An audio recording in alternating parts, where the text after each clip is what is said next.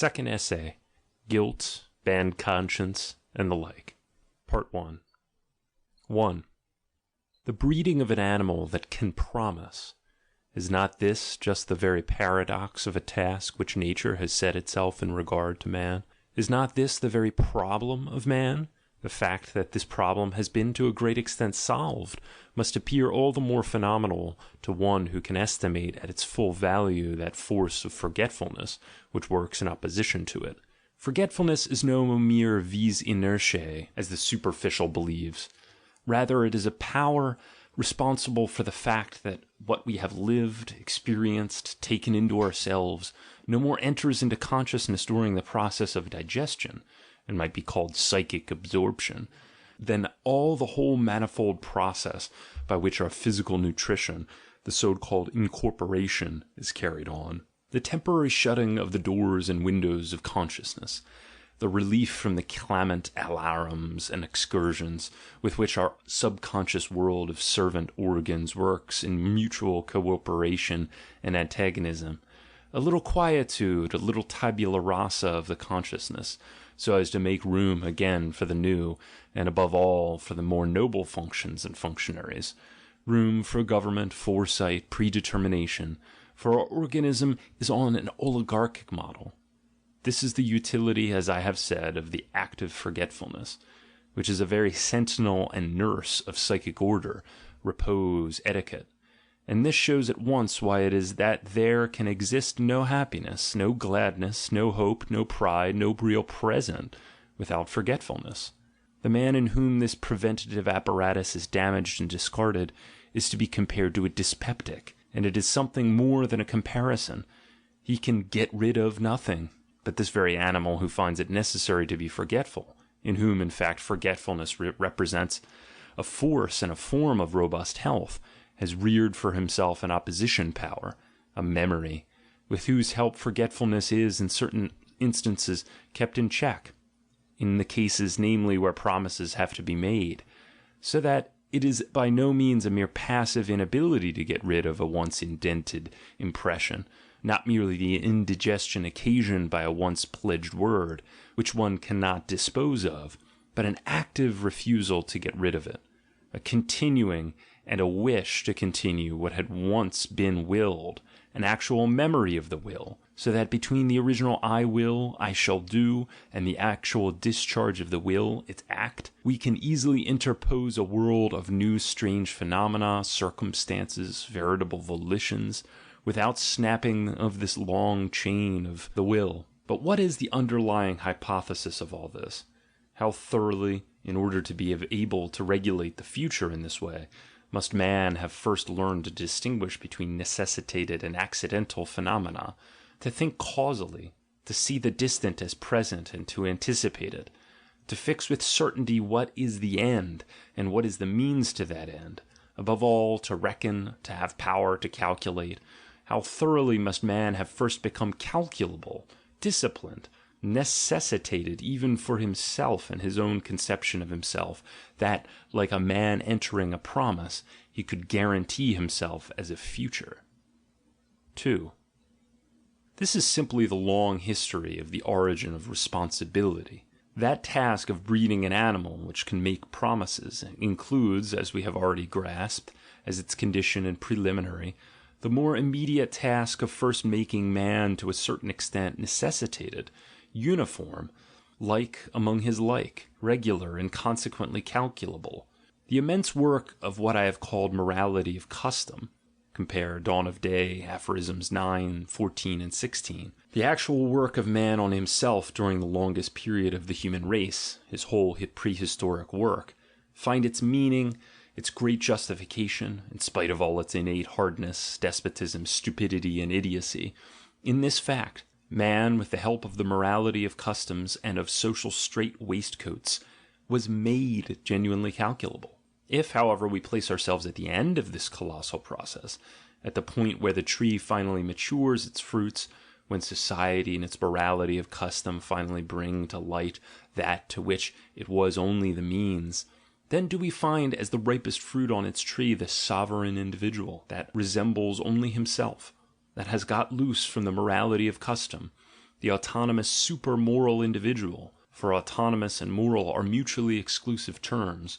In short, the man of the personal, long, and independent will, competent to promise, and we find in him a proud consciousness, vibrating in every fibre, of what has been at last achieved and become vivified in him, a genuine consciousness of power and freedom, a feeling of human perfection in general. And this man who has grown to freedom, who is really competent to promise, this lord of the free will, this sovereign, how is it possible for him not to know how great is his superiority over everything incapable of binding itself by promises, or of being its own security? How great is the trust, the awe, the reverence that he awakes? He deserves all three. Not to know that with this mastery over himself he is necessarily also given to mastery over circumstances, over nature, over all creatures with shorter wills, less reliable characters. The free man, the owner of a long unbreakable will, finds in this possession his standard of value. Looking out from himself upon the others he honours, or he despises, and just as necessarily as he honours his peers, the strong and the reliable, those who can bind themselves by promises, that is, every one who promises like a sovereign, with difficulty, rarely and slowly, who is sparing with his trusts, but confers honour by the very fact of trusting, who gives his word as something that can be relied on, because he knows himself strong enough to keep it even in the teeth of disasters, even in the teeth of fate. So, with equal necessity, will he have the heel of his foot ready for the lean and empty jackasses, who promise when they have no business to do so, and his rod of chastisement ready for the liar, who already breaks his word at the very minute when it is on his lips. The proud knowledge of the extraordinary privilege of responsibility, the consciousness of this rare freedom, of this power over himself and over fate, has sunk right down to his innermost depths, and has become an instinct, a dominating instinct. What name will he give to it, to this dominating instinct, if he needs to have a word for it? But there is no doubt about it. The sovereign man calls it his conscience. 3. His conscience? One apprehends at once that the idea conscience, which is here seen in its supreme manifestation, supreme in fact to almost the point of strangeness, should already have behind it a long history and evolution. The ability to guarantee oneself with all due pride, and also at the same time to say yes to oneself, that is, as has been said, a ripe fruit, but also a late fruit. How long must needs this fruit hang sour and bitter on the tree? And for an even longer period there was not a glimpse of such a fruit to be had. No one had taken it upon himself to promise it, although everything on the tree was quite ready for it, and everything was maturing for that very consummation. How is a memory to be made for the man-animal? How is an impression to be so deeply fixed upon this ephemeral understanding, half dense and half silly, upon this incarnate forgetfulness, that it will be permanently present? As one may imagine, this primeval problem was not solved by exactly gentle answers and gentle means. Perhaps there is nothing more awful and more sinister in the early history of man than his system of mnemonics. Something is burnt in so as to remain in his memory, only that which never stops hurting remains in his memory. This is an axiom of the oldest, unfortunately also the longest, psychology in the world. It might even be said that wherever solemnity, seriousness, mystery, and gloomy colours are now found in the life of the men and the nations of the world, there is some survival of that horror which was once the universal concomitant of all promises, pledges, and obligations. The past with all its length, depth, and hardness, wafts to us its breath, and bubbles up in us again, when we become serious. When man thinks it necessary to make for himself a memory, he never accomplishes it without blood, tortures, and sacrifices. The most dreadful sacrifices and forfeitures, among them the sacrifice of the firstborn, the most loathsome mutilation, for instance castration, the most cruel rituals of all the religious cults, for all religions are at really bottom systems of cruelty, all these things originate from that instinct which found in pain its most potent mnemonic. In a certain sense, the whole of asceticism is to be ascribed to this. Certain ideas have got to be made inextinguishable, omnipresent, fixed, with the object of hypnotizing the whole nervous and intellectual system through these fixed ideas. And the ascetic methods and modes of life are the means of freeing those ideas from the competition of all other ideas so as to make them unforgettable. The worse memory man has, the ghastlier the signs presented by his customs.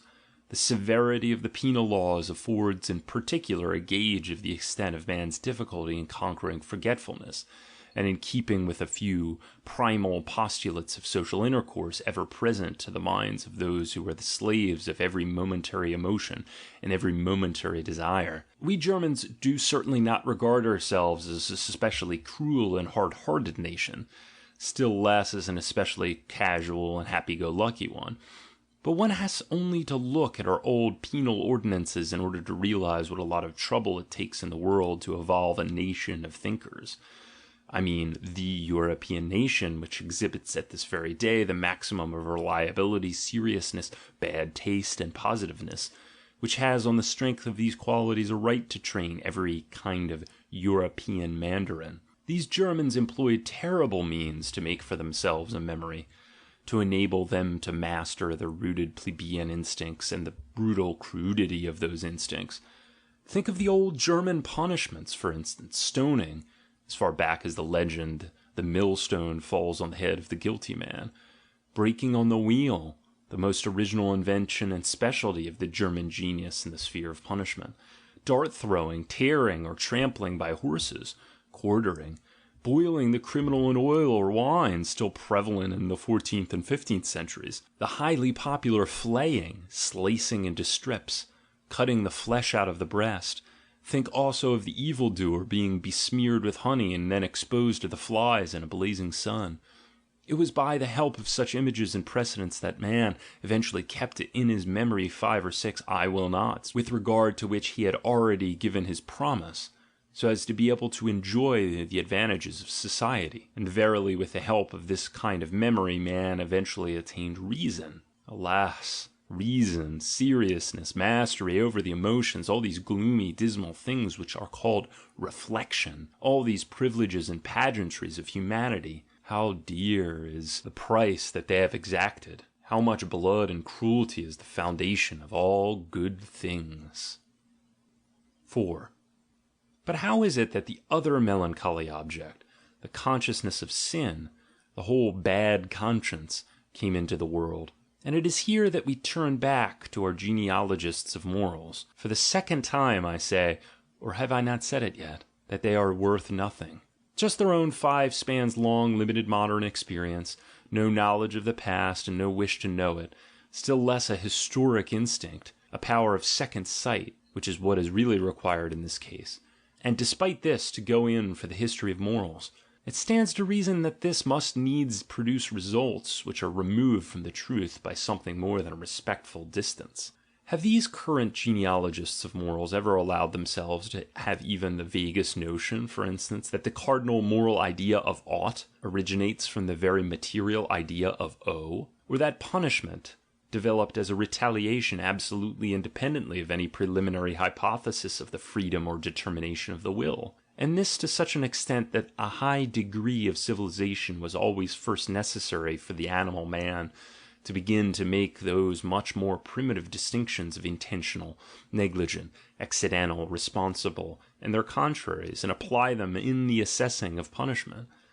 That idea, the wrongdoer deserves punishment because he might have acted otherwise, in spite of the fact that it is nowadays so cheap, obvious, natural, and inevitable, that it has had to serve as an illustration of the way in which the sentiment of justice appeared on earth, is in point of fact an exceedingly late and even refined form of human judgment and inference. The placing of this idea back at the beginning of the world is simply a clumsy violation of the principles of primitive psychology.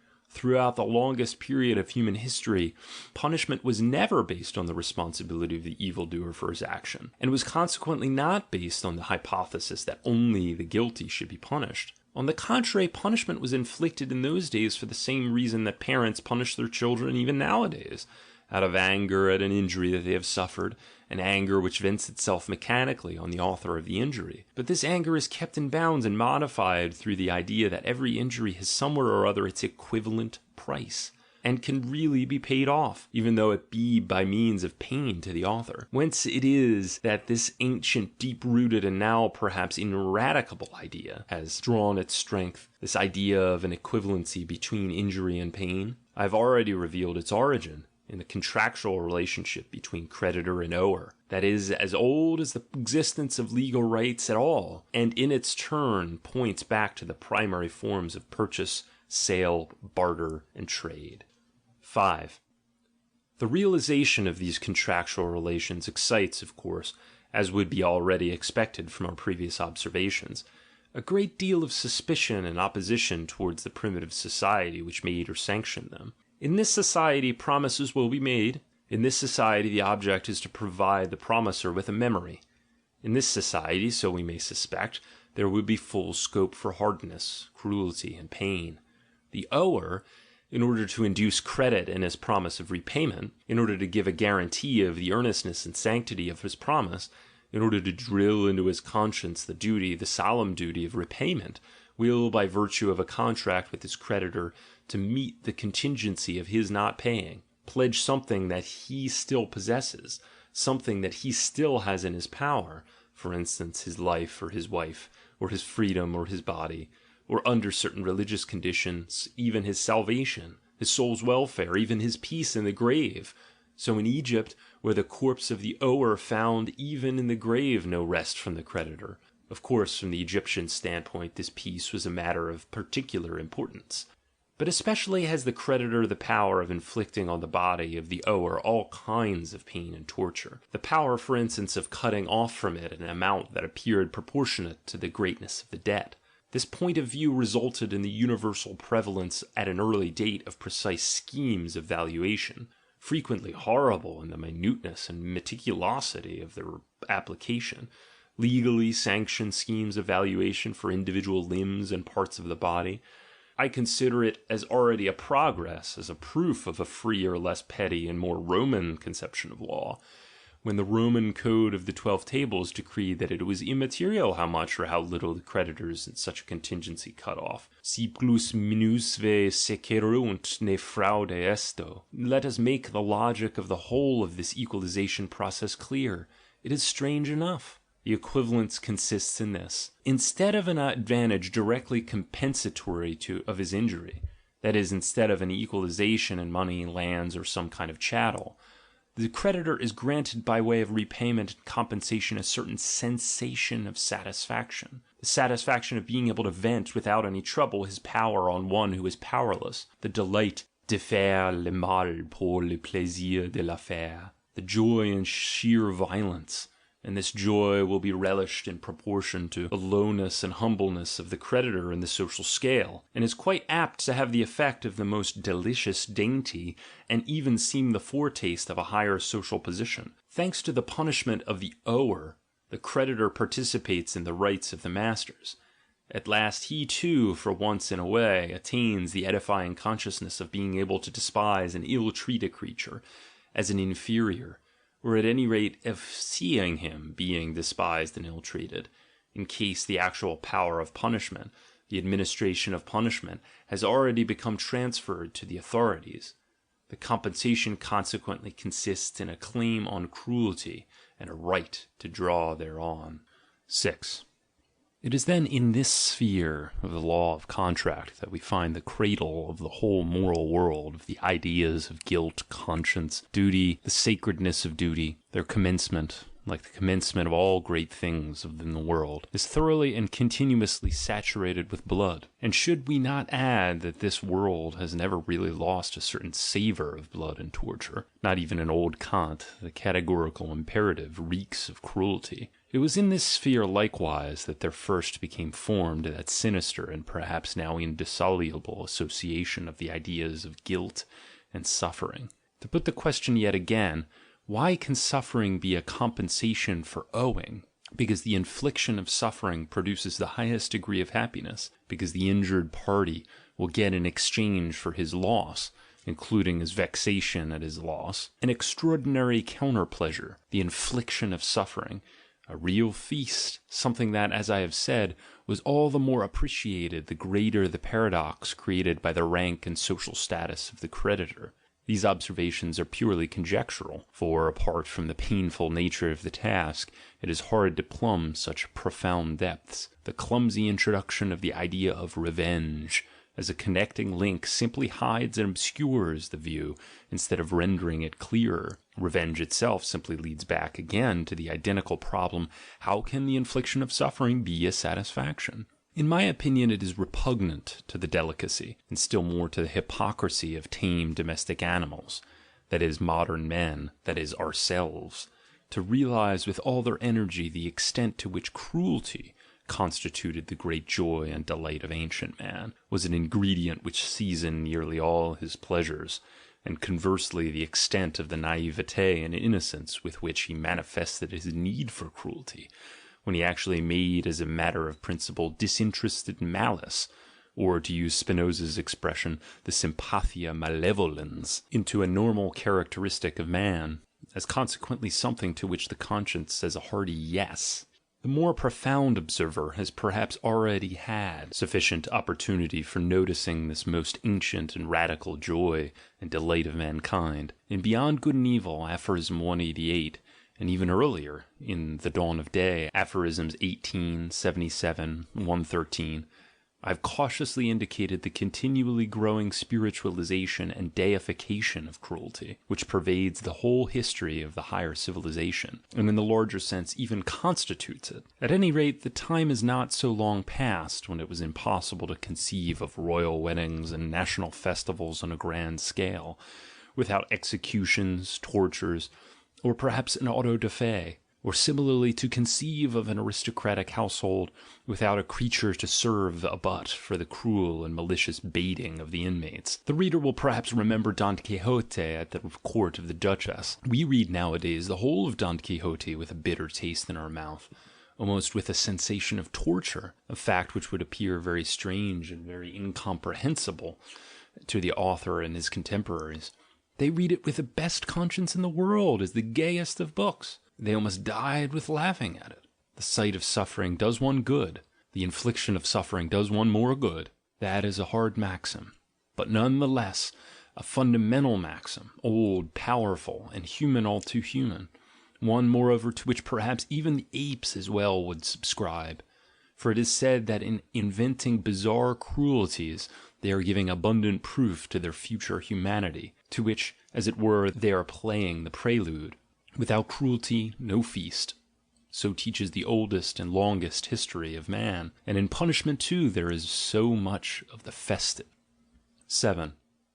Entertaining as I do these thoughts, I am, let me say in parentheses, fundamentally opposed to helping our pessimists to new water for the discordant and groaning mills of their disgust with life. On the contrary, it should be shown specifically that, at the time when mankind was not yet ashamed of its cruelty, life in the world was brighter than it is nowadays when there are pessimists. The darkening of the heavens over man has always increased in proportion to the growth of man's shame before man. The tired pessimistic outlook, the mistrust of the riddle of life, the icy negation of disgusted ennui, all those are not the signs of the most evil age of the human race. Rather much do they come first to the light of day, as the swamp flowers which they are, when the swamp to which they belong comes into existence. I mean the diseased refinement and moralization, thanks to which the animal man has at last learned to be ashamed of all his instincts. On the road to angelhood, not to use in this context a harder word,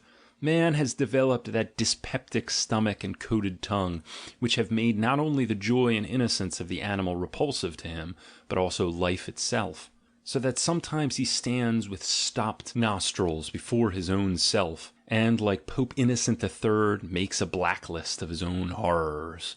Unclean generation, loathsome nutrition when in the maternal body, badness of the matter out of which man develops, awful stench, secretion of saliva, urine, and excrement. Nowadays, when suffering is always trotted out as the first argument against existence, as its most sinister query, It is well to remember the times when men judged on converse principles because they could not dispense with the infliction of suffering, and saw therein a magic of the first order, a veritable bait of seduction to life. Perhaps in those days this is to solace the weaklings.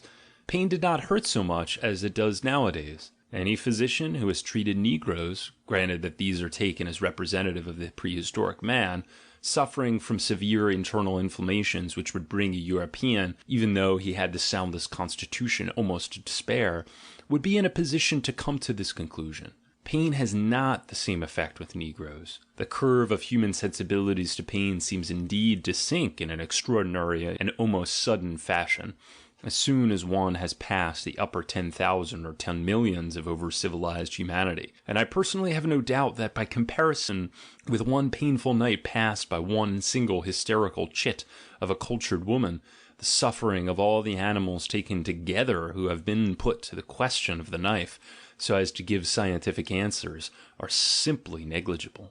We may perhaps be allowed to admit the possibility of the craving for cruelty not necessarily having become really extinct. It only requires, in view of the fact that pain hurts more nowadays, a certain sublimation and subtilization. It must especially be translated into the imaginative and psychic plane, and be adorned with such smug euphemisms that even the most fastidious and hypocritical conscience can never grow suspicious of their real nature. Tragic pity is one of these euphemisms, another is les nostalgies de la croix.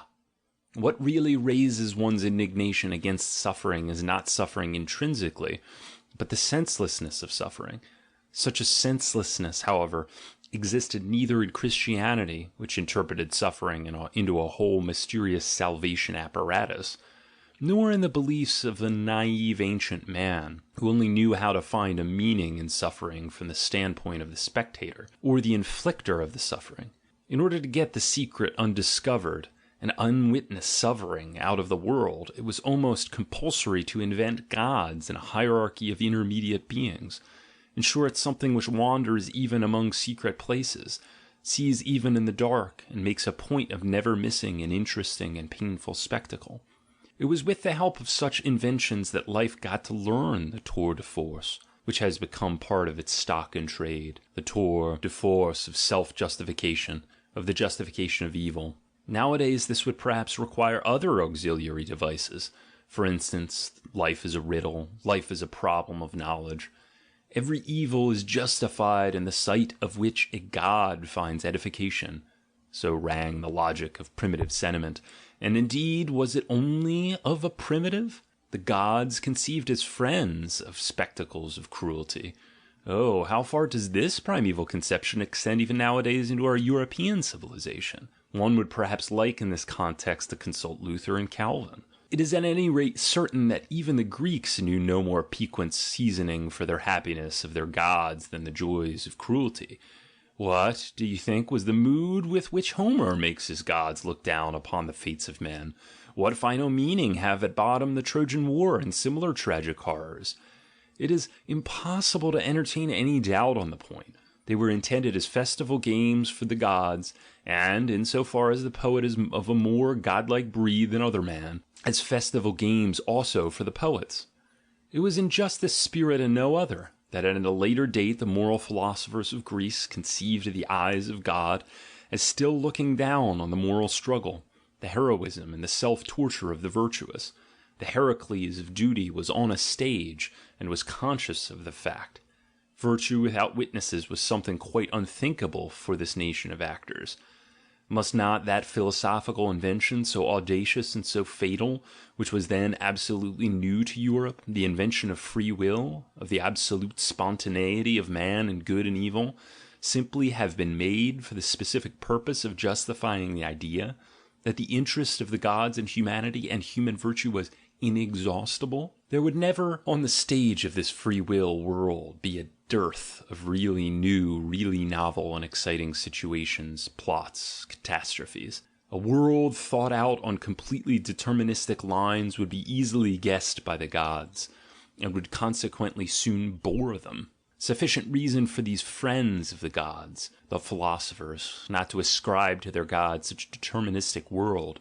The whole of ancient humanity is full of delicate consideration for the spectator, being as it is a world of thorough publicity and theatricality, which could not conceive of happiness without spectacles and festivals. And, as has already been said, even in great punishment there is so much which is festive. 8. The feeling of ought, of personal obligation, to take up again the train of our inquiry, has had, as we saw, its origin in the oldest and most original personal relationship that there is, the relationship between buyer and seller, creditor and owner. Here it was that individual confronted individual, and that individual matched himself against individual. There has not yet been found a grade of civilization so low as not to manifest some trace of this relationship. Making prices, assessing values, thinking out equivalents, exchanging, all this preoccupied the primal thoughts of man to such an extent that in a certain sense it constituted thinking itself. It was here that was trained the oldest form of sagacity. It was here in this sphere that we can perhaps trace the first commencement of man's pride, of his feeling of superiority over other animals. Perhaps our word mensch, manas, still expresses just something of this self-pride. Man denoted himself as the being who measures values, who values and measures, as the assessing animal par excellence. Sale and purchase, together with their psychological concomitants, are older than the origins of any form of social organization and union. It is rather from the most rudimentary form of individual right that the budding consciousness of exchange, commerce, debt, right, obligation, compensation was first transferred to the rudest and most elementary of the social complexes, in their relation to similar complexes. The habit of comparing force with force, together with that of measuring, of calculating. His eye was now focused to this perspective, and with that ponderous consistency of characteristic of ancient thought, which, though set in motion with difficulty, yet proceeds inflexibly along the line on which it has started, man soon arrived at the great generalization: everything has its price, all can be paid for, the oldest and most naive moral canon of justice, the beginning of all kindness, of all equity, of all goodwill, of all objectivity in the world.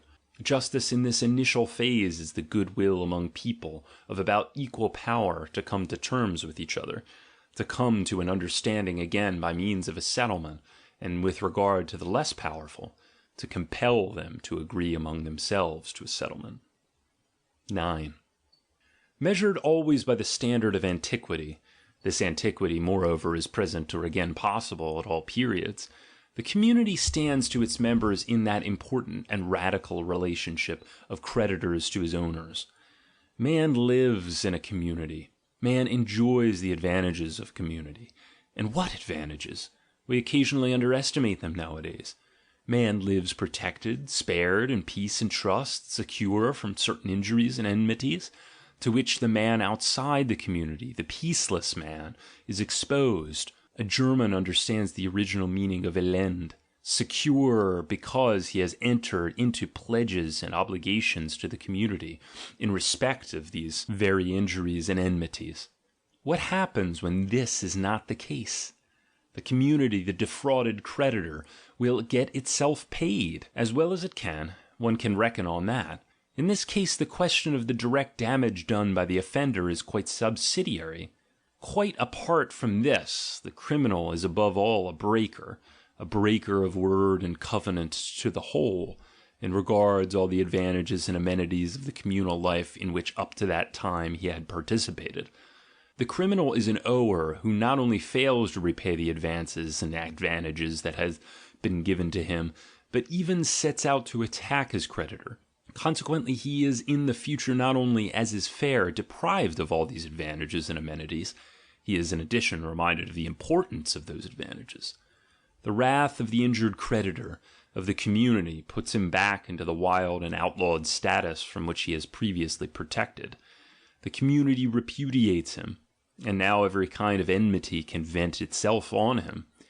Punishment is in this stage of civilization simply the copy, the mimic, of the normal treatment of the hated, disdained, and conquered enemy, who is not only deprived of every right and protection, but of every mercy. So we have the martial law and triumphant festival of the Vevictus in all its mercilessness and cruelty. This shows why war itself, counting the sacrificial cult of war, has pronounced all the forms under which punishment has manifested itself in history. 10. As it grows more powerful, the community tends to take offenses of the individual less seriously, because they are now regarded as being much less revolutionary and dangerous to the corporate existence. The evildoer is no more outlawed and put outside the pale. The common wrath can no longer vent itself upon him with its old license. On the contrary, from this very time it is against this wrath, and particularly against the wrath of those directly injured, that the evildoer is carefully shielded and protected by the community. As, in fact, the penal law develops, the following characteristics become more and more clearly marked. Compromise with the wrath of those directly affected by the misdeed, a consequent endeavor to localize the matter and to prevent a further, or indeed a general spread of the disturbance. Attempts to find equivalents and to settle the whole matter, compositio. Above all, the will which manifests itself with increasing definiteness, to treat every offence as in a certain degree capable of being paid off, and consequently at any rate up to a certain point to isolate the offender from his act. As the power and the self-consciousness of a community increases, so proportionately does the penal law become mitigated. Conversely, every weakening and jeopardizing of the community revives the harshest forms of that law. The creditor has always grown more humane proportionately as he has grown more rich. Finally, the amount of injury he can endure without really suffering becomes the criterion of his wealth. It is possible to conceive of a society blessed with so great a consciousness of its own power as to indulge in the most aristocratic luxury of letting its wrongdoers go scot-free. What do my parasites matter to me, might society say? Let them live and flourish. I am strong enough for it. The justice which began with the maxim, everything can be paid off, everything must be paid off, ends with the connivance at the escape of those who cannot pay to escape. It ends, like every good thing on earth, by destroying itself. This self-destruction of justice, we know the pretty name it calls itself: grace. It remains, as is obvious, the privilege of the strongest, better still, their super-law.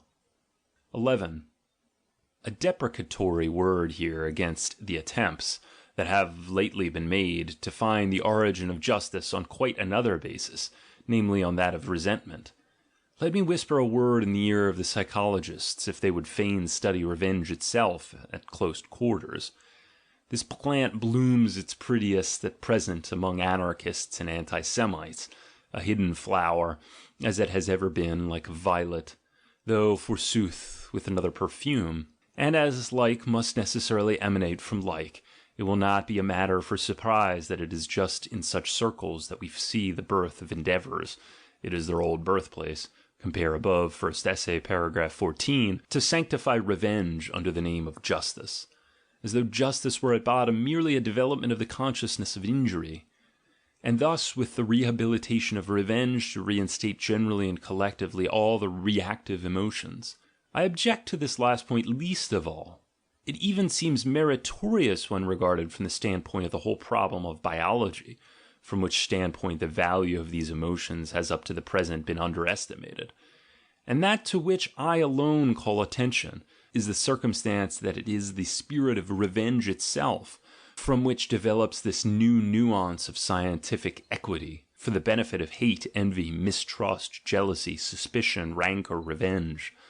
This scientific equity stops immediately, and makes way for the accents of deadly enmity and prejudice, so soon as another group of emotions comes on the scene, which in my opinion are of a much higher biological value than these reactions, and consequently have a paramount claim to the valuation and appreciation of science. I mean the really active emotions, such as personal and material ambition, and so forth. Enduring, value of life, course of philosophy, and passim. So much against this tendency in general, but as for the particular maxim of Düring's, that the home of justice is to be found in the sphere of the reactive feelings, our love of truth compels us drastically to invert his own proposition and to oppose to him this other maxim. The last sphere conquered by the spirit of justice is the sphere of the feeling of reaction. When it really comes about that the just man remains just even as regards his injurer, and not merely cold, moderate, reserved, indifferent, being just is always a positive state, when, in spite of the strong provocation of personal insult, contempt, and calumny, the lofty and clear objectivity of the just and judging eye, whose glance is as profound as it is gentle, is untroubled, why then we have a peace of perfection, a past master of the world, something, in fact, which it would not be wise to expect, and which should not, at any rate, be too easily believed. Speaking generally, there is no doubt but that even the justest individual only requires a little dose of hostility, malice, or innuendo to drive the blood into his brain and the fairness from it. The active man, the attacking, aggressive man, is always 100 degrees nearer to justice than the man who merely reacts. He certainly has no need to adopt the tactics, necessary in the case of the reacting man, of making false and biased valuations of his object. It is, in point of fact, for this reason that the aggressive man has at all times enjoyed the stronger, bolder, more aristocratic, and also freer outlook, the better conscience. On the other hand, we already surmise who it really is that has on his conscience the invention of the bad conscience. The resentful man. Finally, let man look at himself in history. In what sphere up to the present has the whole administration of law, the actual need of law, found its earthly home? Perchance in the sphere of the reacting man? Not for a minute. Rather in that of the active, strong, spontaneous, aggressive man? I deliberately defy the above-mentioned agitator, who himself makes this self-confession: the creed of revenge has run through all my works and endeavours like the red thread of justice, and say, that judged historically, law in the world represents the very war against the reactive feelings, the very war waged on those feelings by the powers of activity and aggression, which devote some of their strength to damming and keeping within bounds this effervescence of hysterical reactivity, and to forcing it to some compromise. Everywhere where justice is practiced and justice is maintained, it is to be observed that the stronger power, when confronted with the weaker powers which are inferior to it, whether they be groups or individuals, searches for weapons to put an end to the senseless fury of resentment, while it carries on its object, partly by taking the victim of resentment out of the clutches of revenge, partly by substituting for revenge a campaign of its own against the enemies of peace and order, partly by finding, suggesting, and occasionally enforcing settlements, partly by standardizing certain equivalents for injuries, to which equivalents the element of resentment is henceforth finally referred. The most drastic measure, however, taken and effectuated by the supreme power, to combat the preponderance of the feelings of spite and vindictiveness, it takes this measure as soon as it is at all strong enough to do so, is the foundation of law, the imperative declaration of what in its eyes is to be regarded as just and lawful, and what unjust and unlawful. And while after the foundation of law the supreme power treats the aggressive and arbitrary acts of individuals or of whole groups as a violation of law, and a revolt against itself, it distracts the feelings of its subjects from the immediate injury inflicted by such a violation, and thus eventually attains the very opposite result to that always desired by revenge, which sees and recognizes nothing but the standpoint of the injured party. From henceforth the eye becomes trained to a more and more impersonal valuation of the deed, even the eye of the injured party himself, though this is in the final stage of all, as has been previously remarked. On this principle, right and wrong first manifest themselves after the foundation of law, and not, as Dühring maintains, only after the act of violation. To talk of intrinsic right and intrinsic wrong is absolutely nonsensical. Intrinsically, as an injury, an oppression, an exploitation, an annihilation can be nothing wrong, inasmuch as life is essentially, that is, in its cardinal functions, something which functions by injuring, oppressing, exploiting, and annihilating, and is absolutely inconceivable without such a character. It is necessary to make an even more serious confession. Viewed from the most advanced biological standpoint, conditions of legality can be only exceptional conditions. in that they are partial restrictions of the real life will, which makes for power, and in that they are subordinated to the life will's general end as particular means, that is, as means to create larger units of strength. A legal organization conceived of as sovereign and universal, not as a weapon in a fight for complexes of power, but as a weapon against fighting, generally something after the style of Dühring's communistic model of treating every will as equal with every other will, would be a principle hostile to life, a destroyer and dissolver of man, an outrage on the future of man, a symptom of fatigue, a secret cut to nothingness. 12. A word more on the origin and end of punishment, two problems which are or ought to be kept distinct, but which unfortunately are usually lumped into one. And what tactics have our moral genealogists employed up to the present in these cases? Their inveterate naivete. They find out some end in the punishment, for instance, revenge and deterrence, and then in all their innocence set this end at the beginning as the causa fiendi of the punishment, and they have done the trick. But the patching up of a history of the origin of law is the last use to which the end of law ought to be put. Perhaps there is no more pregnant principle for any kind of history than the following, which, difficult though it is to master, should nonetheless be mastered in every detail. The origin of the existence of a thing and its final utility, its practical application and incorporation in a system of ends, are toto caelo opposed to each other. Everything, anything which exists and which prevails anywhere, will always be put to new purposes by a force superior to itself, will be commandeered afresh, will be turned and transformed to new uses. All happening in the organic world consists of overpowering and dominating, and again all overpowering and domination is a new interpretation and adjustment, which must necessarily obscure or absolutely extinguish the subsisting meaning and end. The most perfect comprehension of the utility of any physiological organ, or also of a legal institution, social custom, political habit, form in art or in religious worship, does not for a minute imply any simultaneous comprehension of its origin. This may seem uncomfortable and unpalatable to the older men, for it has been the immemorial belief that understanding the final cause or the utility of a thing, and form and an institution, means also understanding the reason for its origin. To give an example of this logic, the eye was made to see, the hand was made to grasp, so even punishment was conceived as invented with a view to punishing. But all ends and all utilities are only signs that a will to power has mastered a less powerful force, has impressed thereon out of its own self the meaning of a function, and the whole history of a thing, an organ, a custom, can on the same principle be regarded as a continuous sign chain of perpetually new interpretations and adjustments, whose causes, so far from needing to have even a mutual connection, sometimes follow and alternate with each other absolutely haphazard. Similarly, the evolution of a thing, of a custom, is anything but its progressus to an end, still less a logical and direct progressus attained with the minimum expenditure of energy and cost.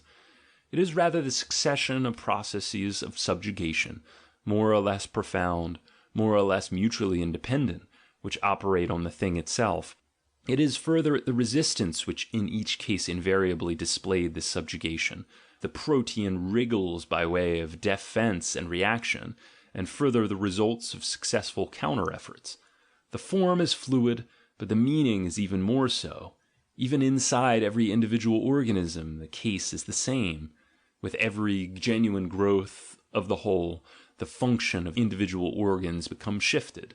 In certain cases, a partial perishing of these organs, a diminution of their numbers, for instance through annihilation of the connecting members, can be a symptom of growing strength and perfection. What I mean is this: even partial loss of utility, decay and degeneration, loss of function and purpose, in a word death, appertain to the conditions of a genuine progressus, which always appears in the shape of a will and way to greater power, and is always realized at the expense of innumerable smaller powers. The magnitude of a progress is gauged by the greatness of the sacrifice that it requires. Humanity is a mass sacrificed to the prosperity of the one stronger species of man. That would be a progress. I emphasize all the more this cardinal characteristic of the historic method, for the reason that in its essence it runs counter to predominant instincts and prevailing taste, which must prefer to put up with absolute casualness, even with the mechanical senselessness of all phenomena, than with the theory of a power will, in exhaustive play throughout all phenomena. The democratic idiosyncrasy against everything which rules and wishes to rule, the modern misarchism, to coin a bad word for a bad thing, has gradually but so thoroughly transformed itself into the guise of intellectualism, the most abstract intellectualism, that even nowadays it penetrates and has the right to penetrate step by step into the most exact and apparently the most objective sciences. This tendency has in fact, in my view, already dominated the whole of physiology and biology, and to their detriment, as is obvious, insofar as it has spirited away a radical idea, the idea of true activity. The tyranny of this idiosyncrasy, however, results in the theory of adaptation being pushed forward into the van of the argument, exploited. Adaptation, that means to say, a second-class activity, a mere capacity for reacting. In fact, life itself has been defined, by Herbert Spencer, as an increasingly effective internal adaptation to external circumstances. This definition, however, fails to realize the real essence of life, its will to power. It fails to appreciate the paramount superiority enjoyed by those plastic forces of spontaneity, aggression, and encroachment, with their new interpretations and tendencies, to the operation of which adaptation is only a natural corollary. Consequently, the sovereign office of the highest functionaries in the organism itself, among which the life will appears as an active and formative principle, is repudiated. One remembers Huxley's reproach to Spencer of his administrative nihilism, but it is a case of something much more than administration. End of section 3. Part 2. 13. To return to our subject, namely punishment, we must make consequently a double distinction. First, the relatively permanent element, the custom, the act, the drama, a certain rigid sequence of method and procedure. On the other hand, the fluid element, the meaning, the end, the expectation which is attached to the operation of any such procedure. At this point we immediately assume, per analogium, in accordance with the theory of the historic method, which we have elaborated above, that the procedure itself is something older and earlier than its utilization and punishment, that this utilization was introduced and interpreted into the procedure, which had existed for a long time but whose employment had another meaning. In short, that the case is different from that hitherto supposed by our naive genealogists of morals and of law, who thought that the procedure was invented for the purpose of punishment, in the same way that the hand had been previously thought to have been invented for the purpose of grasping. With regard to the other element in punishment, its fluid element, its meaning, the idea of punishment at a very late stage of civilization, for instance contemporary Europe, is not content with manifesting merely one meaning, but manifests a whole synthesis of meanings. The past general history of punishment, the history of its employment for the most diverse ends, crystallizes eventually into a kind of unity, which is difficult to analyze into its parts, and which, it is necessary to emphasize, absolutely defies definition. It is nowadays impossible to say definitely the precise reason for punishment. All ideas in which a whole process is promiscuously comprehended elude definition. It is only that to which has no history, which can be defined. At an earlier stage, on the contrary, that synthesis of meanings appears much less rigid and much more elastic. We can realize how in each individual case the elements of the synthesis change their value and their position, so that now one element and now another stands out and predominates over the others. Nay, in certain cases one element, perhaps the end of deterrence, seems to eliminate all the rest. At any rate, so as to give some idea of the uncertain, supplementary, and accidental nature of the meaning of punishment, and of the manner in which one identical procedure can be employed and adapted for the most diametrically opposed objects, I will, at this point, give a scheme that has suggested itself to me, a scheme itself based on a comparatively small and accidental material. Punishment as rendering the criminal harmless and incapable of further injury. Punishment as compensation for the injury sustained by the injured party in any form whatsoever, including the form of sentimental compensation. Punishment as an isolation of that which disturbs the equilibrium, so as to prevent the further spreading of that disturbance. Punishment as a means of inspiring fear of those who determine and execute the punishment. Punishment as a kind of compensation for the advantages which the wrongdoer has up to that time enjoyed, for example, when he is utilized as a slave in the mines. Punishment as the elimination of an element of decay, sometimes of a whole branch according to Chinese laws, consequently as a means to the purification of the race, or the preservation of a social type. Punishment as a festival, as the violent oppression and humiliation of an enemy that has at long last been subdued. Punishment as a mnemonic, whether for him who suffers the punishment, the so-called correction, or for the witness of its administration. Punishment as the payment of a fee stipulated for by the power which protects the evil doer from the excesses of revenge. Punishment as a compromise with the natural phenomenon of revenge, insofar as revenge is still maintained and claimed as a privilege by the stronger races. Punishment as a declaration and measure of war against an enemy of peace, of law, of order, of authority, who is fought by society with the weapons which war provides, as a spirit dangerous to the community, as a breaker of the contract on which the community is based, as a rebel, a traitor, and a breaker of the peace. 14. This list is certainly not complete. It is obvious that punishment is overloaded with utilities of all kinds.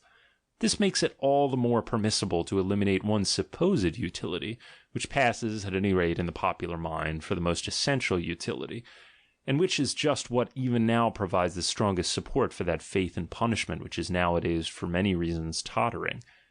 Punishment is supposed to have the value of exciting in the guilty the consciousness of guilt. In punishment is sought the proper instrumentum of that psychic reaction which has become known as bad conscience, remorse. But this theory is even from the point of view of the present a violation of reality and psychology. And how much more so is the case when we have to deal with the longest period of man's history, his primitive history. Genuine remorse is certainly extremely rare among wrongdoers and the victims of punishment. Prisons and houses of correction are not the soil on which this worm of remorse pullulates for choice. This is the unanimous opinion of all conscientious observers, who in many cases arrive at such a judgment with enough reluctance and against their own personal wishes. Speaking generally, punishment hardens and numbs. It produces concentration. It sharpens the consciousness of alienation. It strengthens the power of resistance. When it happens that it breaks the man's energy and brings about a piteous prostration and abjectness, such a result is certainly even less salutary than the average effect of punishment, which is characterized by a harsh and sinister doggedness. The thought of those prehistoric millennia brings us to the unhesitating conclusion that it was simply through punishment that the evolution of the consciousness of guilt was most forcibly retarded. At any rate, in the victims of the punishing power. In particular, let us not underestimate the extent to which, by the very sight of the judicial and executive procedure, the wrongdoer is himself prevented from feeling that his deed, the character of his act, is intrinsically reprehensible. For he sees clearly the same kind of acts practiced in the service of justice, and then called good, and practiced with good conscience. Acts such as espionage, trickery, bribery, trapping, the whole intriguing and insidious art of the policeman informer. The whole system, in fact, manifested in the different kinds of punishment, a system not excused by passion, but based on principle, of robbing, oppressing, insulting, imprisoning, racking, murdering. All this he sees treated by his judges, not as acts meriting censure and condemnation in themselves, but only in a particular context and application. It was not on this soil that grew the bad conscience, that most sinister and interesting plant of our earthly vegetation. In point of fact, throughout the most lengthy period, no suggestion of having to do with a guilty man manifests itself in the consciousness of the man who judged and punished. One had merely to deal with an author of an injury, an irresponsible piece of fate. And the man himself, on whom the punishment subsequently fell like a piece of fate, was occasioned no more of an inner pain than would be occasioned by the sudden approach of some uncalculated event, some terrible natural catastrophe, a rushing, crushing avalanche against which there is no resistance. 15. This truth came insidiously enough to the consciousness of Spinoza, to the disgust of his commentators, who, like Kuno Fischer for instance, give themselves no end of trouble to misunderstand him on this point.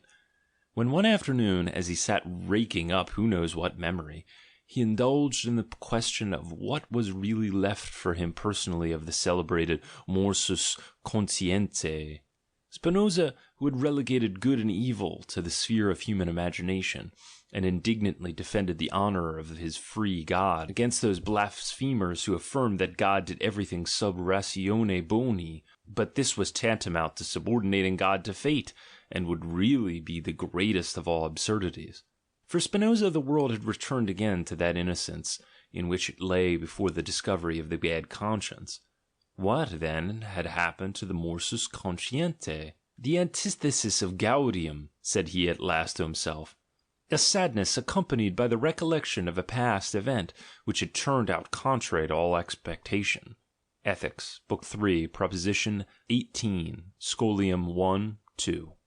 Evildoers have throughout thousands of years felt when overtaken by punishment exactly like Spinoza on the subject of their offence. Here is something which went wrong, contrary to my anticipation. Not, I ought not to have done this. They submitted themselves to punishment, just as one submits oneself to his disease, to a misfortune, or to death, with that stubborn and resigned fatalism which gives the Russians, for instance, even nowadays the advantage over us Westerners, in the handling of life. If after that period there was a critique of action, the criterion was prudence, the real effect of punishment is unquestionably chiefly to be found in a sharpening of the sense of prudence, in a lengthening of the memory, in a will to adopt more of a policy of caution, suspicion, and secrecy, in the recognition that there are many things which are unquestionably beyond one's capacity, in a kind of improvement in self-criticism. The broad effects which can be obtained by punishment in man and beast are the increase of fear, the sharpening of the sense of cunning, the mastery of the desires. So it is that punishment tames man, but does not make him better. It would be more correct even to go so far as to assert the contrary. Injury makes a man cunning, says a popular proverb. So far as it makes him cunning, it makes him also bad. Fortunately, it often enough makes him stupid. 16. At this juncture I cannot avoid trying to give a tentative and provisional expression to my own hypothesis concerning the origin of the bad conscience. It is difficult to make it fully appreciated, and it requires continuous meditation, attention, and digestion. I regard the bad conscience as the serious illness which man was bound to contract under the stress of the most radical change which he had ever experienced. That change when he found himself finally imprisoned within the pale of society and of peace. Just like the plight of the water animals, when they were compelled either to become land animals or to perish, so was the plight of these half-animals, perfectly adapted as they were to the savage life of war, prowling and adventure. Suddenly all their instincts were rendered worthless and switched off. Henceforward they had to walk on their feet, carry themselves, whereas heretofore they had been carried into the water. A terrible heaviness oppressed them. They found themselves clumsy in obeying the simplest directions. Confronted with this new and unknown world, they had no longer their old guides, the regulative instincts that had led them unconsciously to safety. They were reduced, were those unhappy creatures, to thinking, inferring, calculating, putting together causes and results, reduced to that poorest and most erratic organ of theirs, their consciousness. I do not believe there was ever in the world such a feeling of misery, such a leaden discomfort. Further, those old instincts had not immediately ceased their demands. Only it was difficult and rarely possible to gratify them.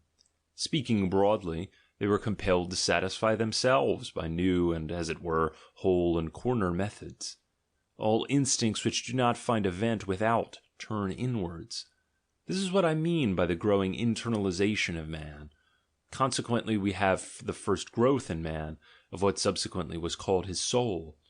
The whole inner world, originally as thin as if it had been stretched between two layers of skin, burst apart and expanded proportionately, and obtained depth, breadth, and height. When man's external outlet became obstructed, these terrible bulwarks with which the social organization protected itself against the old instincts of freedom — punishments belong preeminently to these bulwarks — brought it about that all those instincts of wild, free, prowling man became turned backwards against man himself. Enmity, cruelty, the delight in persecution, in surprises, change, destruction, the turning all these instincts against their own possessors — this is the origin of the bad conscience. It was man who, lacking external enemies and obstacles, and imprisoned as he was in the oppressive narrowness and monotony of custom, in his own impatience, lacerated, persecuted, gnawed, frightened, and ill-treated himself. It was this animal in the cage of the tamer, which beat itself against the bars of its cage. It was this being who, pining and yearning for that desert home of which it had been deprived, was compelled to create out of itself an adventure, a torture chamber, a hazardous and perilous desert. It was this fool, this homesick and desperate prisoner, who invented the bad conscience. But thereby he introduced that most grave and sinister illness, from which mankind has not yet recovered, the suffering of man from the disease called man, as the result of a violent breaking from his animal past, the result, as it were, of a spasmodic plunge into a new environment and new conditions of existence, the result of a declaration of war against the old instincts, which up to that time had been the staple of his power, his joy, his formidableness. Let us immediately add that this fact of an animal ego turning against itself, taking part against itself, produced in the world so novel, profound, unheard of, problematic, inconsistent, and pregnant a phenomenon, that the aspect of the world was radically altered thereby. In sooth, only divine spectators could have appreciated the drama that then began, and whose end baffles conjecture as yet. A drama too subtle, too wonderful, too paradoxical to warrant its undergoing a nonsensical and unheeded performance on some random grotesque planet. Henceforth man is to be counted as one of the most unexpected and sensational lucky shots in the game of the big baby of Heraclitus. Whether he be called Zeus or Chance, he awakens on his behalf the interest, excitement, hope, almost the confidence of his being the harbinger and forerunner of something, of man being no end, but only a stage, an interlude, a bridge, a great promise. 17. It is primarily involved in this hypothesis of the origin of bad conscience, that alteration was no gradual and no voluntary alteration, and that it did not manifest itself as an organic adaptation to new conditions, but as a break, a jump, a necessity, an inevitable fate, against which there was no resistance and never a spark of resentment. And secondarily, that the fitting of a hitherto unchecked and amorphous population into a fixed form, starting as it had done in an act of violence, could only be accomplished by acts of violence and nothing else. That the oldest state appeared consequently as a ghastly tyranny, a grinding, ruthless piece of machinery, which went on working till this raw material of a semi-animal populace was not only thoroughly kneaded and elastic, but also moulded. I used the word state. My meaning is self-evident, namely, a herd of blond beasts of prey, a race of conquerors and masters, which with all its warlike organization and all its organizing power pounces with its terrible claws on a population, in numbers possibly tremendously superior, but as yet formless, as yet nomad. Such is the origin of the state. That fantastic theory that makes it begin with a contract is, I think, disposed of. He who can command, he who is a master by nature, he who comes on the scene forceful in deed and gesture, what has he to do with contracts? Such beings defy calculation. They come like fate, without cause, reason, notice, excuse. They are there as the lightning is there, too, terrible, too sudden, too convincing, too different to be personally even hated. Their work is an instinctive creating and impressing of forms. They are the most involuntary, unconscious artists that there are. Their appearance produces instantaneously a scheme of sovereignty which is live, in which the functions are partitioned and apportioned, in which above all no part is received or finds a place, until pregnant with a meaning in regard to the whole. They are ignorant of the meaning of guilt, responsibility, consideration, are these born organizers. In them predominates that terrible artist egoism, that gleams like brass, and that knows itself justified to all eternity in its work, even as a mother in her child. It is not in them that there grew the bad conscience, that is elementary, but it would not have grown without them. Repulsive growth as it was, it would be missing, had not a tremendous quantity of freedom been expelled from the world by the stress of their hammer strokes, their artist violence, or been at any rate made invisible and as it were latent. This instinct of freedom forced into being latent, it is already clear, this instinct of freedom forced back, trodden back, imprisoned within itself, and finally only able to vent and relief in itself. This, only this, is the beginning of the bad conscience. 18. Beware of thinking lightly of this phenomenon, by reason of its initial painful ugliness. At bottom, it is the same active force which is at work on a more grandiose scale in those potent artists and organizers, and build states, where here internally on a smaller and pettier scale, and with a retrogressive tendency, makes itself a bad conscience in the labyrinth of the beast, to use Goethe's phrase, and which builds negative ideals. It is, I repeat, that identical instinct of freedom, to use my own language, the will to power. Only the material on which this force with all its constructive and tyrannous nature is let loose, is here man himself, his whole old animal self, and not, as in the case of that more grandiose and sensational phenomenon, the other man, other men. This secret self-tyranny, this cruelty of the artist, this delight in giving a form to oneself as a piece of difficult, refractory and suffering material, in burning in a will, a critique, a contradiction, a contempt, a negation. This sinister and ghastly labour of love on the part of a soul, whose will is cloven in two within itself, which makes itself suffer from delight in the infliction of suffering. This wholly active bad conscience, as finally, as one already anticipates, true fountainhead as it is of idealism and imagination, produced an abundance of novel and amazing beauty and affirmation, and perhaps has really been the first to give birth to beauty at all. What would beauty be, forsooth, if its contradiction had not first been presented to consciousness, if the ugly had not first said to himself, I am ugly? At any rate, after this hint the problem of how far idealism and beauty can be traced in such opposite ideals as selflessness, self-denial, self-sacrifice, becomes less problematical, and indubitably in future we shall certainly know the real and original character of the delight experienced by the selfless, the self-denying, the self-sacrificing. This delight is a phase of cruelty, so much provisionally for the origin of altruism as a moral value, and the marking out the ground from which this value has grown. It is only the bad conscience, only the will for self-abuse, that provides the necessary conditions for the existence of altruism as a value. 19. Undoubtedly the bad conscience is an illness, but an illness as pregnancy is an illness.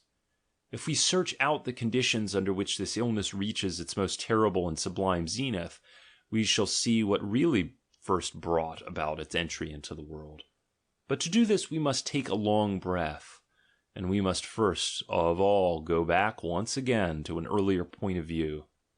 The relation at civil law of the ower to his creditor, which has already been discussed in detail, has been interpreted once again, and indeed in a manner which historically is exceedingly remarkable and suspicious, into a relationship which is perhaps more incomprehensible to us moderns than to any other era.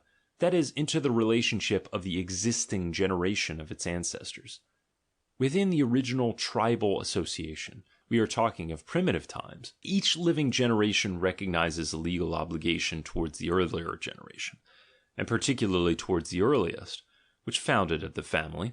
And this is something much more than a mere sentimental obligation, the existence of which during the longest period of man's history is by no means indisputable. There prevails in them the conviction that it is only thanks to sacrifices and efforts of their ancestors that the race persists at all, and that this has to be paid back to them by sacrifices and services. Thus is recognized the owing of a debt, which accumulates continually by reason of these ancestors never ceasing in their subsequent life as potent spirits to secure by their power new privileges and advantages to the race. Gratis, perchance? But there is no gratis for that raw and mean-souled age. What return can be made? Sacrifice, at first nourishment in its crudest sense, festivals, temples, tributes of veneration, above all, obedience, since all customs are, qua works of the ancestors, equally their precepts and commands. Are the ancestors ever given enough? This suspicion remains and grows. From time to time it extorts a great wholesale ransom, something monstrous in the way of repayment of the creditor, the notorious sacrifice of the firstborn, for example, blood, human blood in any case. The fear of ancestors and their power, the consciousness of owing debts to them, necessarily increases, according to this kind of logic, in the exact proportion that the race itself increases, that the race itself becomes more victorious, more independent, more honored, more feared. This, and not the contrary, is the fact. Each step towards race decay, all disastrous events, all symptoms of degeneration, of approaching disintegration, always diminish the fear of the founder's spirit, and whittle away the idea of his sagacity, providence, and potent presence. Conceive this crude kind of logic carried to its climax. It follows that the ancestors of the most powerful races must, through the growing fear that they exercise on the imaginations, grow themselves into monstrous dimensions, and become relegated to the gloom of a divine mystery that transcends imagination. The ancestor becomes at last necessarily transfigured into a god. Perhaps this is the very origin of the gods, that is, an origin from fear. And those who feel bound to add, but from piety also, will have difficulty in maintaining this theory, with regard to the primeval and longest period of the human race. And, of course, this is even more the case as regard the middle period, the formative period of the aristocratic races which have given back with interest to their founders, the ancestors, heroes, gods, of all those qualities which in the meanwhile have appeared in themselves, that is, the aristocratic qualities. We will later on glance again at the ennobling and promotion of the gods, which of course is totally distinct from their sanctification. Let us now provisionally follow to its end the course of the whole of this development of the consciousness of owing. 20. According to the teaching of history, the consciousness of owing debts to the deity by no means came to an end with the decay of the clan organization of society, just as mankind has inherited the ideas of good and bad from the race nobility, together with its fundamental tendency towards establishing social distinctions. So, with the heritage of the racial and tribal gods, it has also inherited the incubus of debts, as yet unpaid, and the desire to discharge them. The transition is effected by those large populations of slaves and bondsmen, who, whether through compulsion or through submission and mimicry, have accommodated themselves to the religion of their masters. Through this channel these inherited tendencies inundate the world. The feeling of owing a debt to the deity has grown continuously for several centuries, always in the same proportion in which the idea of God and the consciousness of God have grown and become exalted among mankind.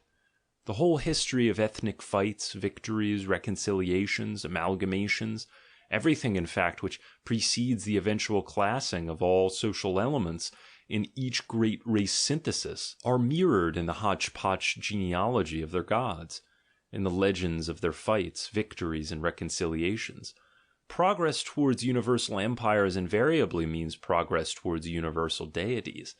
Despotism, with its subjugation of the independent nobility, always paves the way for some system or other of monotheism. The appearance of the Christian God, as the record God up to this time, has for that very reason brought equally into the world the record amount of guilt consciousness. Granted that we have gradually started on the reverse movement, there is no little probability in this deduction, based on the continuous decay in the belief of the Christian God, to the effect that there also already exists a considerable decay in the human consciousness of owing, of ought. In fact, we cannot shut our eyes to the prospect of the complete and eventual triumph of atheism freeing mankind from all this feeling of obligation to their origin, their causa prima. Atheism and a kind of second innocence complement and supplement each other. 21. So much for my rough and preliminary sketch of the interrelation of ideas ought, and duty with the postulates of religion. I have intentionally shelved up to the present the actual moralization of these ideas, their being pushed back into the conscience, or more precisely the interweaving of the bad conscience with the idea of God. And at the end of the last paragraph to use language to the effect that this moralization did not exist, and that consequently these ideas had necessarily come to an end by reason of what had happened to their hypothesis, the credence in our creditor, in God. The actual facts differ terribly from this theory. It is with the moralization of the ideas ought and duty, and with their being pushed back into the bad conscience, that comes the first actual attempts to reverse the direction of the development we have just described, or at any rate to arrest its evolution. It is just at this juncture that the very hope of an eventual redemption has to put itself once and for all into the prison of pessimism. It is at this juncture that the eye has to recoil and rebound in despair from off an adamantine impossibility. It is at this juncture that the ideas guilt and duty have to turn backwards. Turn backwards against whom? There is no doubt about it, primarily against the ower, in whom the bad conscience now establishes itself, eats, extends, and grows like a polypus throughout its length and breadth, all with such virulence, that at last, with the impossibility of paying the debt, there becomes conceived the idea of the impossibility of paying the penalty, the thought of its inexpiability, the idea of eternal punishment. Finally, too, it turns against the creditor, whether found in the causa prima of man, the origin of the human race, its sire, who henceforth becomes burdened with a curse, Adam, original sin, determination of the will, or in nature from whose womb man springs, and on whom the responsibility for the principle of evil is now cast, diabolization of nature, or in existence generally, on this logic an absolute white elephant with which mankind is landed, the nihilistic flight from life, the demand for nothingness, or for the opposite of existence, for some other existence, Buddhism and the like, till suddenly we stand before that paradoxical and awful expedient through which a tortured humanity has found a temporary alleviation, that stroke of genius called Christianity, God personally immolating himself for the debt of man, God paying himself personally out of a pound of his own flesh, God is the one being who can deliver man from what man had become unable to deliver himself, the creditor playing scapegoat for his debtor, from love, can you believe it? From love of his debtor. 22. The reader will already have conjectured what took place on the stage and behind the scenes of this drama. That will for self-torture, that inverted cruelty of the animal man, who, turned subjective and scared into introspection, encaged as he was in the state, as part of his taming process, invented the bad conscience so as to hurt himself, after the natural outlet for this will to hurt became blocked. In other words, this man of the bad conscience exploited the religious hypothesis so as to carry his martyrdom to the ghastliest pitch of agonized intensity. Owing something to God, this thought becomes his instrument of torture. He apprehends in God the most extreme antithesis he can find to his own characteristic and ineradicable animal instincts. He himself gives a new interpretation to these animal instincts as being against what he owes to God, as enmity, rebellion, and revolt against the Lord, or the Father, the Sire, the beginning of the world, He places himself between the horns of the dilemma, God and devil. Every negation which he is inclined to utter to himself, to the nature, naturalness, and reality of his being, he whips into an ejaculation of yes, uttering it as something existing, living, efficient, as being God, as the holiness of God, the judgment of God, as the hangmanship of God, as transcendence, as eternity, as unending torment, as hell, as infinity of punishment and guilt. This is a kind of madness of the will in the sphere of psychological cruelty which is absolutely unparalleled.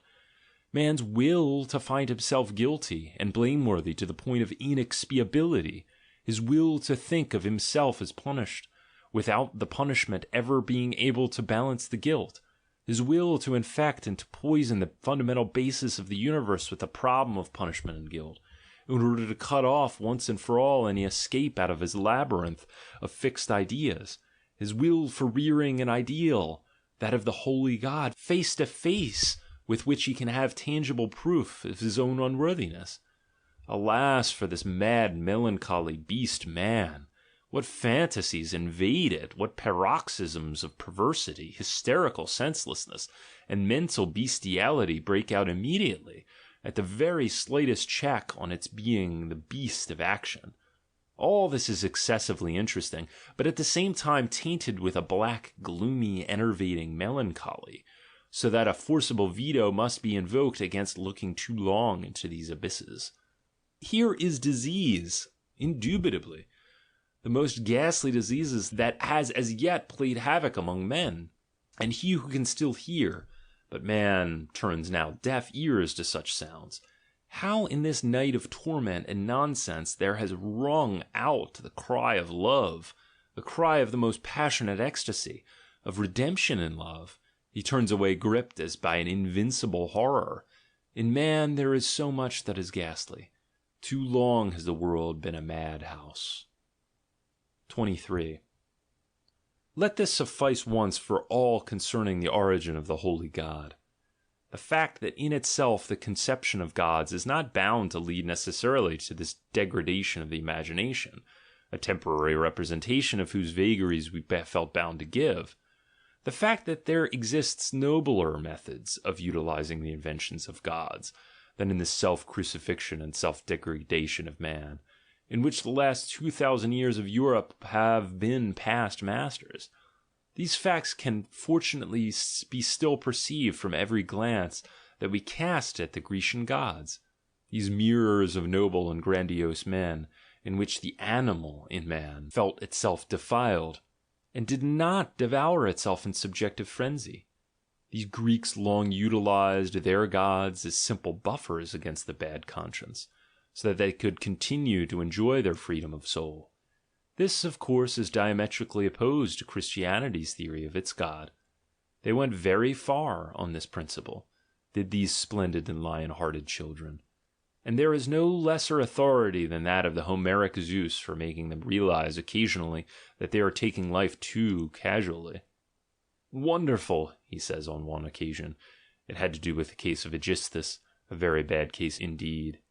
"Wonderful how they grumble, the mortals against the immortals. Only from us, they presume, comes evil, but in their folly fashion they, spite of fate, the doom of their own disaster." Yet the reader will note and observe that this Olympian spectator and judge is far from being angry with them and thinking evil of them as on this score. "How foolish they are," so thinks he of the misdeeds of mortals, and folly, impudence, a little brain disturbance, and nothing more, are what the Greeks, even of their strongest, bravest period, have admitted to be the ground of much that is evil and fatal. Folly, not sin, do you understand? But even this brain disturbance was a problem. Come, how is it even possible? How could it have really got into brains like ours, the brains of men of aristocratic ancestry, of men of fortune, of men of good natural endowments, of men of the best society, of men of nobility and virtue? This was the question that for century on century the aristocratic Greek put to himself when confronted with every, to him incomprehensible, outrage and sacrilege with which one of his peers had polluted himself. It must be that a god had infatuated him, he would say, at last, nodding his head. This solution is typical of the Greeks.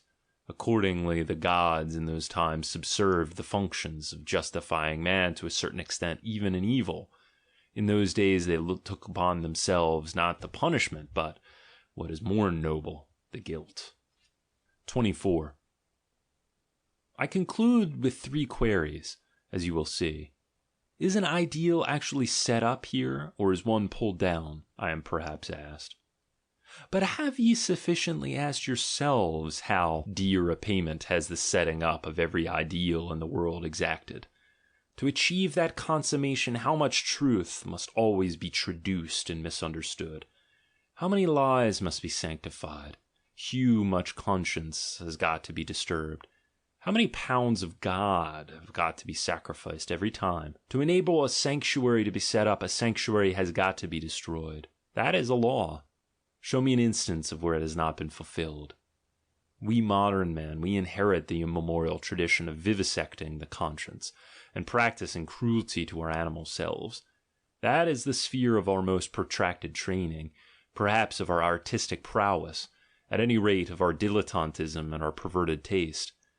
Man has for too long regarded his natural proclivities with an evil eye, so that eventually they have become, in his system, affiliated with a bad conscience. A converse endeavour would be intrinsically feasible, but who is strong enough to attempt it? Namely, to affiliate to the bad conscience all those unnatural proclivities, all those transcendental aspirations, contrary to sense, instinct, nature, and animalism. In short, all past and present ideals, which are all ideals opposed to life, and traducing the world. To whom is one to turn nowadays with such hopes and pretensions? It is just the good men that we should thus bring about our ears. And in addition, as stands to reason, the indolent, the hedgers, the vain, the hysterical, the tired. What is more offensive or more thoroughly calculated to alienate than giving any hint of the exalted severity with which we treat ourselves? And again, how conciliatory, how full of love does all the world show itself towards us as so soon as we do as all the world does, and let ourselves go like all the world. For such a consummation we need spirits of different caliber than seems really feasible in this age, spirits rendered potent through wars and victories, to whom conquest, adventure, danger, even pain have become a need. For such a consummation we need habituation to sharp, rare air, to winter wanderings, to literal and metaphorical ice and mountains.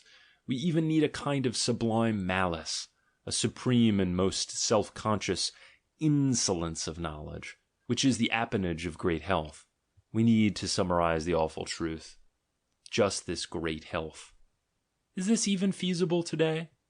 But some day, in a stronger age than this rotting and introspective present, must he in sooth come to us, even the Redeemer of great love and scorn, the creative spirit rebounding by the impetus of his own force back again, away from every transcendental plane and dimension, he whose solitude is misunderstanded of the people, and though it were a flight from reality, and while actually it is only his diving, burrowing, and penetrating into reality, so that when he comes up again into the light he can at once bring about by these means the redemption of this reality, its redemption from the curse which the old ideal has laid upon it.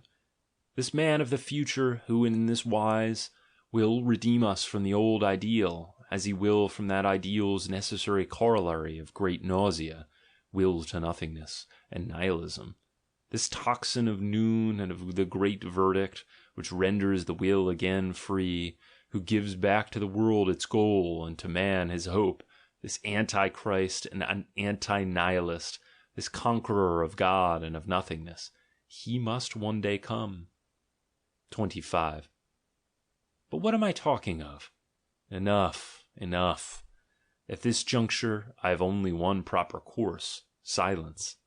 Otherwise I trespass on a domain open alone to one who is younger than I, one stronger, more future than I, open alone to Zarathustra, Zarathustra the godless. End of section 4 of the Genealogy of Morals by Friedrich Nietzsche.